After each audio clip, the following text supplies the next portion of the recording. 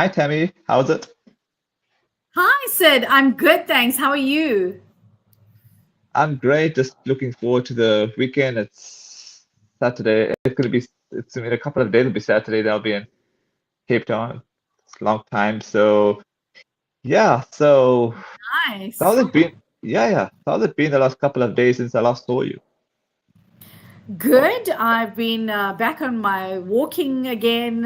So last night I did an evening walk, and this morning I was out at about 5:30. It's still super hot, but yeah, if people want to follow me on Instagram, they can follow. I do live feeds most of the time along the canal. So they're most welcome to follow me to get the live feeds, to know what it's like, what the weather's like, and yeah, that would be great. Yeah. I'm glad to catch up with you today, especially on today's topic, which is the employment in Dubai, the opportunities and challenges.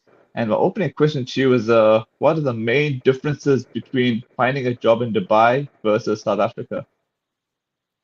So, Dubai, understand it's fast paced for quick hiring. It's an expat driven market. They have tax free salaries here, and they have a lot of benefits like your housing, your flights. You get a flight a year. Fully paid for you and your family. If your family is living here, you get schooling benefits. Your visas are sponsored, and what's nice is you got the it's high paced. You've got the tax-free salaries, as I mentioned, and a multicultural workplace. And there's a high demand for specialized skills. Whereas back home in South Africa, it's more, I would say, slower processes, and there's a large focus on local talent. I know if an expat had to apply for a job in South Africa, it's like you got to be walking on water for them to actually employ you. So here, it's they have a lot of good perks, but South Africa, very few perks, I would say, apart from the norm. Very few. I don't know of anybody that provides housing. You get your cell phone here and there. You get maybe a car. You get petrol, but I think that's generally about it. But in short, Dubai offers the global competition, the expat packages, tax free, and South Africa more on the local employment, and I think they adhere a lot to the compliance there. How important is networking when it comes to securing employment in Dubai? I would say it is very important. Although LinkedIn is so large, you do have these smaller communities. Like I belong to the SAFAs group, the South Africans abroad, and a lot of the time they advertise jobs that are not advertised on LinkedIn, where you might get one of the ladies who's a secretary or a receptionist, and she would say, "Oh, we're employing a project manager," and put it out through to your network. Or they would say, certain company requires a South African only secretary, receptionist, PA. And so networking here is very strong. And the large you if you hear, I would say, delve into the large expat pool that is currently around. So you get the different groups. I know before I could come here as well, I joined the Facebook groups, and they give you such nice tips and pointers as well about getting into the market. The tips and tricks about hiring and what to look out for, etc. So I would say networking is huge here, and it's a must. Okay, I have a question for you in the comments here from Rish Chitin. Hi, Tammy. Does the UAE have CCMA like South Africa does? Hi, thanks for that question. So they don't have the CCMA here. They do have labor laws that you need to adhere to. But if there's any issues, you go straight to the police here and they would assist you. But you need to have solid information. You need to have WhatsApp chats. You need to back your story up, basically, if you're going through to the police, and they will definitely help you out. They're very, very efficient and quick here. What industries or sectors in Dubai are currently offering the most opportunities for foreigners? Currently in Dubai, I would say AI, fintech, cybersecurity, healthcare, tourism, hospitality, the real estate is huge as well, construction, the aviation as well. And they're going very much into renewable energy. So natural energy, the Going Green initiative. So those kind of, if you have skills in those areas, look at those type of jobs. There's plenty here. Are there specific qualifications or skills that give job seekers an advantage in Dubai's market? I would say yes and no. I've seen people that being on the recruitment side as well. I've seen people that have had the experience but not the qualifications that were hired in the positions. So if you do have the experience in your past 2 or 3 jobs, yes, you stand a good chance of getting a job in that field. But there are also certain jobs, they look at certain qualifications. They may that you what makes you stand out. So if I can give you an example, I've seen a receptionist position last week and they're requiring an MBA. And I thought, come on, for a receptionist. But because there's so many people vying for one job, there's over 2,000 applicants. So they really got to stand out from the lot. And they ask for the professional qualifications. Like a lot of the, in the accounting terms, they require those specialized skills, your CAs, etc.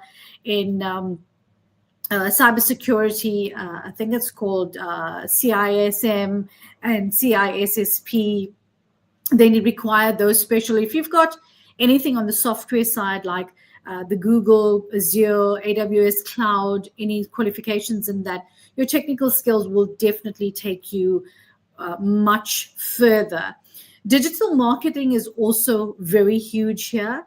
They focus a lot on the digital marketing. Your soft skills is also quite crucial. And what I found is a lot of people that come from South Africa, because we're not so exposed to diverse cultures, to multicultural environments, people do tend to take a beating. And, in the first 3 months, they want to leave. And I think what the companies here have done, noticing that it's not only South Africans, I can speak because I'm South African.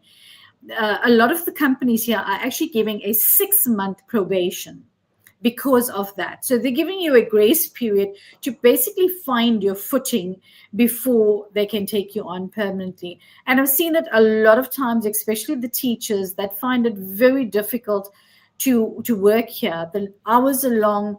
It's not like South Africa where we sometimes we can hug children. Here you basically can't touch children. You got to be very cautious about how you conduct yourself here. So there's a lot of red tape in that terms. And there's also like dressing, the way you speak. There's so much that goes into it that we're not aware of unless we're living here. And I would say you've got to be adaptable to a situation, to a different culture. So yeah, I hope I've answered that question. So definitely your skills, and don't be put off if you don't have the qualification. Still apply if you've got the experience. Yes, some of the companies, especially in hospitality, I've seen it where a lot of the concierge, your guest service relations, etc. If you've got the experience, they will definitely look at your CV. How do employment contracts and benefits in Dubai differ from those in South Africa? So in Dubai, a lot of the companies, what I've noticed of late, they're going on the 2 to 3 year maximum contractual employment situation. And even your Emirates ID is now valid for a 2-year period. Your driver's license is valid for a 2-year period. So they're going the same route with employment contracts. Before, it used to be more like a fixed term contract and, a longer period of time. And it's also tied, the contracts are tied to, as I mentioned, to your visa sponsorship, because when the company employs you, they would give you your visa for the 2 years. So once your visa is up, they would say, okay, do we want to extend your contract? Sometimes they want new blood in the company, and they terminate. I've seen a lot of people that actually terminate contracts and terminate visas as well that are linked to the contracts. And there's a lot of people that are out there looking for jobs. Another thing I've noticed here is the local companies are outsourcing their HR, and a lot of the soft skills. There are a lot of functions to companies in India, because yes, the labor is fairly cheaper, and they're getting, the Indians, they can actually work longer periods of time, and they put in more of an effort at lower salaries. So a lot of the companies here are outsourcing some of the functions to India. Whereas in South Africa, I think you're getting more of a long-term permanent contract, fixed-term contract. And I think the labor, like the caller mentioned, the CCMA is there to back you up. Your Labor Relations Act is there to back you up. Whereas here, you are not backed by that. If you got your contract, that's your contract, that's your visa period, you're done. Unless you've got something else to back you up. Some of the benefits here on the salary side, obviously it's a tax-free salary. Your packages include more, like your housing, your schooling, the transport, your flights back home, and certain allowances. The medical aid schemes here are phenomenal. They literally cover just about anything. And some of them also give you like the end of service gratuity. When you come to the end of your term, they give you a nice additional package, I would say. And whereas South Africa, you get your pension, your provident fund, and then, you've got your medical aid contributions, and it's slightly different on that aspect. But in Dubai, you're getting the tax-free salary, you're getting the higher pay, but you also got the unsurety of, your 2-year contract, your 3-year contract, is it going to be renewed, etc. All right. My final question to you is, what challenges do expats commonly face when working in Dubai, and how can they overcome them? So a lot of like I mentioned before, companies now are going with or companies here go with the 6-month probation because of people not adjusting very quickly. My humble appeal, especially to teachers that are coming to teach here, do not sell your house. Do not sell everything in South Africa and come here and think that, it's a bed of roses. Come here, do not bring your whole family across unless you're in a higher position, you're in a management role, you're in a C-level role where you've got the good money. You can come across with longer contracts. Do not sell up everything, because it's not everybody's cup of tea here. There's challenges in navigating the multicultural societies here.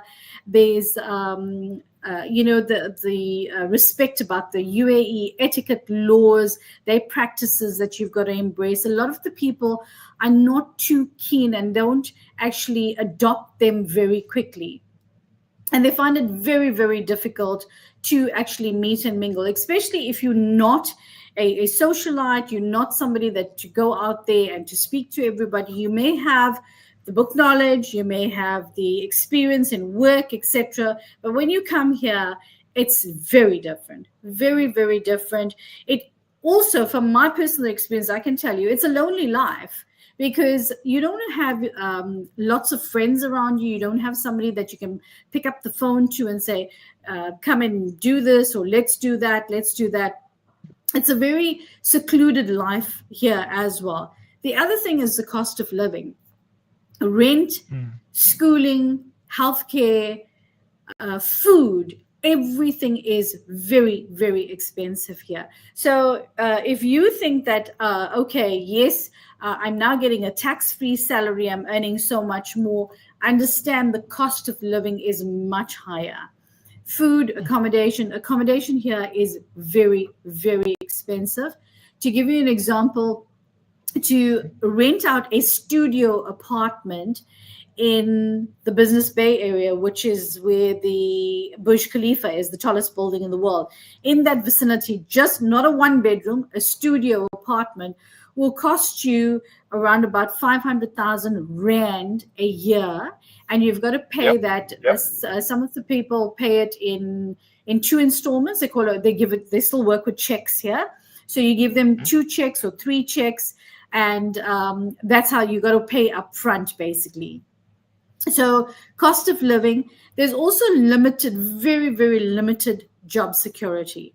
So I would say check out things properly, do your homework, check what the company is paying for, check what your package allows you for. Yes, on the like we mentioned in last week's talk about the license, you can have your license swapped. Make sure your license is up to date. It's still valid for another 6 months before you come here. There's also homesickness and lifestyle pressures. So a lot of people, especially if the socialize, you want people around you, you come here and you're alone, you do get homesick. A lot of people do get homesick. There are expat communities, but understand people come here to work, and it's homework. There's no time for extra activities besides a weekend. So if you are not going to meet and mingle with people regularly, and you are going to be feeling trapped, know what you're coming here for. Everybody is very much to their own. And one thing I would like to mention, I don't know if I could do a quick example, Sid, to show an example of, I want to share my screen. So this is people that if you are getting an offer from a company, and the company tells you, okay, you've got, sorry, I'm just pulling up my screen here. You've got an offer and we want you on board, etc. Please understand, check things out. I want to present here. Okay, there we go. Tell me when you can see my screen, Sid, please. Awesome.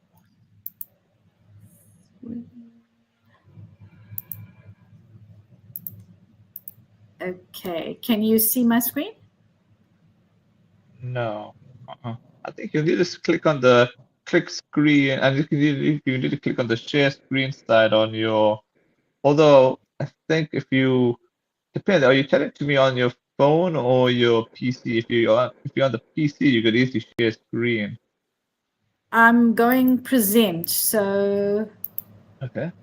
That's not it. So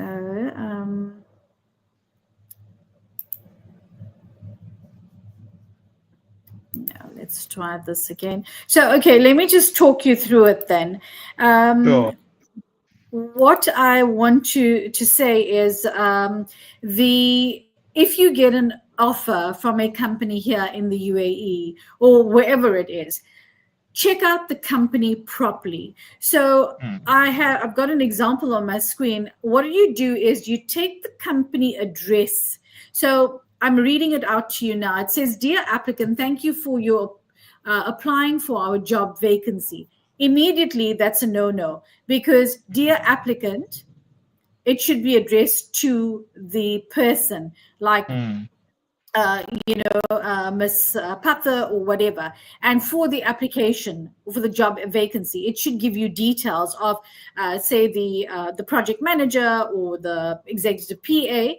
And it says, "We're pleased to inform you, after reviewing your application, we're impressed with your qualifications and experience, and would like to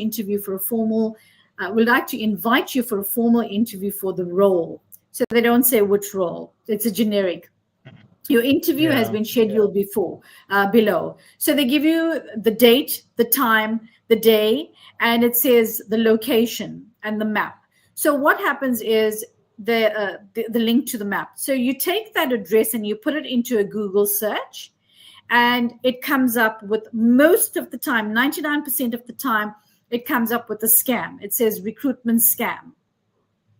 Other than that, if it doesn't come up with the saying scam, you take that address again, you put it in there, and you put scam next to it, and you see if that comes up. If it does not come up as a scam, then do other checks and see.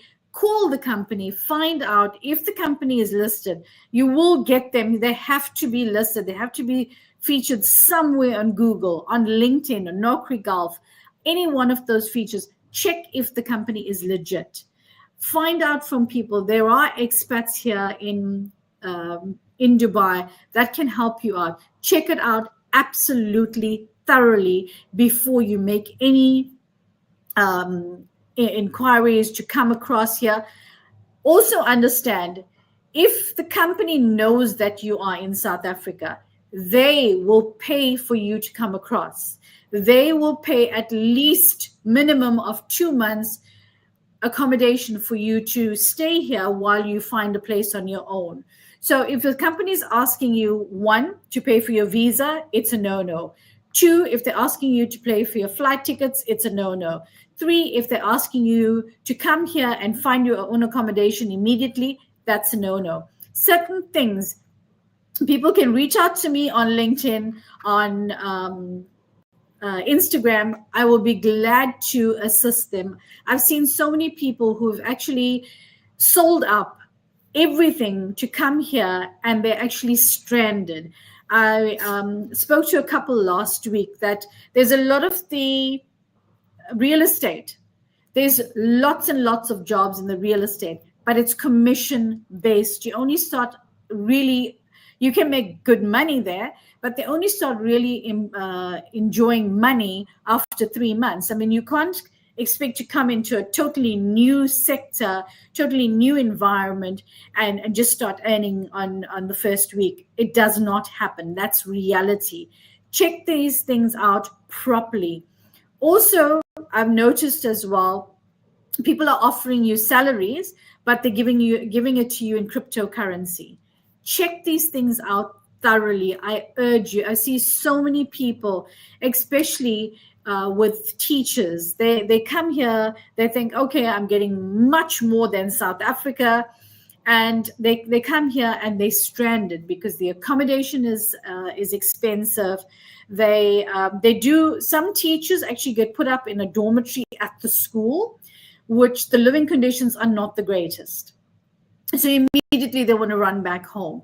Check these things out thoroughly. Engage with people that are in the schools, that are in the companies. Go onto LinkedIn, check people out, ask the questions, befriend them first, and then ask the questions. Send your questions through to them. A lot of the people are very accommodating, and they will give you the hardcore truth. If you come into a fancy area and they've got the private schools, yes, understand a fancy area means larger accommodation cost, larger transport cost. The other thing that you got to be cautious of is you can go to the outlying areas and you can go and live there, but your transport is much more. If you don't have your own vehicle, or if you do have your own vehicle, you're spending at least 2 hours in traffic. If you don't, you've got the bus, the metro, the bus again, or you've got your Uber. Bolt is also operational here. So you've got to take all these things into consideration. A lot of people come here as single people and they want to send money back home, and they find it absolutely difficult because the cost of living here is very high. So I hope I've covered everything, and if there's any questions, please feel free to reach out to me. Sure. Thanks so much for your insightful views, and yeah, I'll catch up with you this time on Thursday, same time. Sure, absolutely. Looking forward to it. Love and light. Take care.